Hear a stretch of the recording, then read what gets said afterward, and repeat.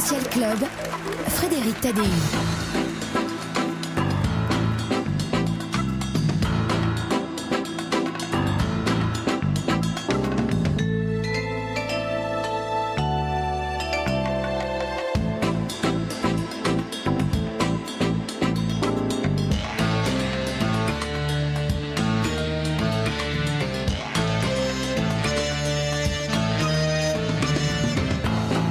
Ce soir, je reçois Andrea Japp qui sort un nouveau thriller historique, Le Fléau de Dieu, l'humoriste Vincent De Dienne. Il est à partir de mercredi au Café de la Danse dans S'il se passe quelque chose. Le contre-ténor Max-Emmanuel Tchenchik pour son nouvel album Arie Napolétane et Pauline Escande-Gauquier pour son petit essai sur le selfie, tous selfie. Nicolas Caro qui publie lui L'avenir est pavé de bonnes intentions qui recense 80 inventions en préparation et leurs effets sur notre futur. Et Martine Boulard, la présidente du Fonds culturel de l'Ermitage qui vient de décerner le prix de l'Ermitage 2015.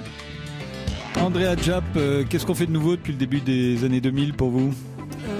Si je vous dis rien, je vous fâche. Non, vous n'êtes pas la première. Bon, je pense qu'à part pas grand-chose, à part des extrapolations, des adaptations, voire des ressucés. Non, je pense qu'on fait pas grand-chose. Vous voulez dire qu'il n'y a plus rien de moderne ? Il y a plus, je pense pas, non. Martine Boulard. Alors moi, je vais vous parler de quelque chose qui me semble très important, qui est né dans les années 2000. C'est le concept anthropocène. C'est le concept qui fonde ma fondation, puisque je cherche des artistes qui traitent de l'art anthropocène. Donc, qu'est-ce que c'est que ce concept anthropocène ? C'est un prix Nobel de chimie dans les années 2000, en février 2000, qui s'est écrié « Nous ne sommes plus dans l'Holocène, nous sommes rentrés dans l'Anthropocène ». Ça veut dire nous sommes rentrés dans l'ère de l'homme. Comment est-ce qu'on voit qu'on est rentré dans l'ère de l'homme ? C'est qu'aujourd'hui, par l'industrialisation, l'urbanisation, l'extension de l'agriculture, etc., 83% de la planète est sous l'influence positive ou négative de l'homme. Voilà. Et qu'est-ce que c'est que l'art anthropocène ? C'est cet art qui prend la nature comme source d'inspiration. Donc pour moi, c'est un concept fondateur. On se retrouve juste après les infos. Social Club, Frédéric Tadei.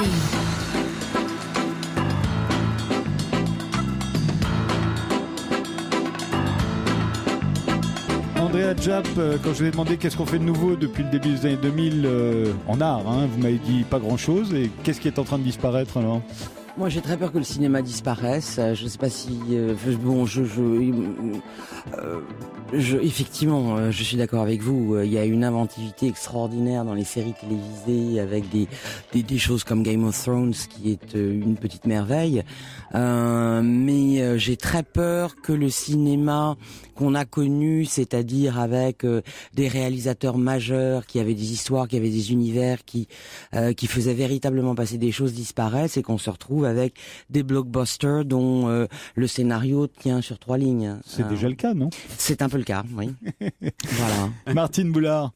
Alors tout à l'heure, je vous parlais des apports de l'an 2000 avec cet âge anthropocène, qui est le signe de la puissance de l'homme, mais c'est aussi le signe de son impuissance, puisque cette urbanisation, cette industrialisation font monter des seuils de danger au niveau du phosphore, au niveau de l'azote, etc. Et on dit que d'ici 2030, 20% des espèces de la planète auront disparu. On dit qu'on est à la veille de la 6e extinction, la 5e étant celle des dinosaures. Donc l'art anthropocène devrait prendre en compte ces dangers pour créer un art plus sobre. Europe 1 Social Club. 20h, 22h. Europe 1 Social Club. Martine Boulard, vous êtes professeure à HEC, mais ce soir vous êtes la présidente du Fonds culturel de l'Ermitage à Garches, qui est une petite ville tout près de Paris, qui vient de décerner le prix de l'Ermitage 2015 à l'artiste Kimiko Yoshida. Alors le Fonds culturel de l'Ermitage, il a été inauguré, vous le disiez tout à l'heure, par Jack Lang en 2014. Quel en est l'objet ? Pourquoi est-ce que tout à coup vous avez mis votre très belle maison à Garches, vous en avez fait un fonds culturel dans lequel il y a quasiment plus de meubles, il n'y a plus que des œuvres. Alors voilà comment l'histoire s'est construite. En fait, j'étais à HEC, je faisais des séminaires de leadership dans un groupe qui s'appelait Châteauforme. Tous mes séminaires se passaient là. Et le fondateur de Châteauforme, Jacques Horowitz, voyant que je faisais des séminaires sur la créativité, le leadership, m'a dit j'aimerais bien créer une fondation d'art contemporain, mettre de l'intelligence sur les murs des châteaux dédiés à la formation. Je vois que tu t'intéresses à ça, est-ce que tu veux t'en occuper ? Donc je dis ok, je ne sais pas ce que c'est qu'une fondation, mais je vais interroger tous les gens qui sont de près ou de loin proches des fondations d'art contemporain. Je vais écrire un livre sur eux, artistes et mécènes, regard croisé sur l'art contemporain. C'est paru l'année dernière. Voilà. Et donc on a commencé à créer ce projet à Châteauforme et le fondateur de Châteauforme est décédé. Donc la fondation s'est arrêtée, les successeurs ne voulant pas poursuivre dans cette dynamique-là. Et un jour, je me suis dit, puisque ma maison a toujours eu une tradition d'accueil des artistes et des mécènes, je le fais chez moi. La maison s'appelle Les Vallons de l'Ermitage, elle est à Garches, elle est très très belle. Ah, c'est gentil. Oh, c'est une maison qui a des parties 18e, des parties 19e, des parties 20e. C'est une maison de famille. Et alors, qu'est-ce qui s'y passe maintenant ? C'est ouvert au public, les artistes peuvent y résider, ils y exposent évidemment. Alors voilà comment c'est organisé. Tous les trimestres, il y a un artiste qui vient, qui a travaillé pendant plusieurs mois avant pour travailler dans l'esprit de la fondation. Je vais revenir après sur l'esprit de la fondation.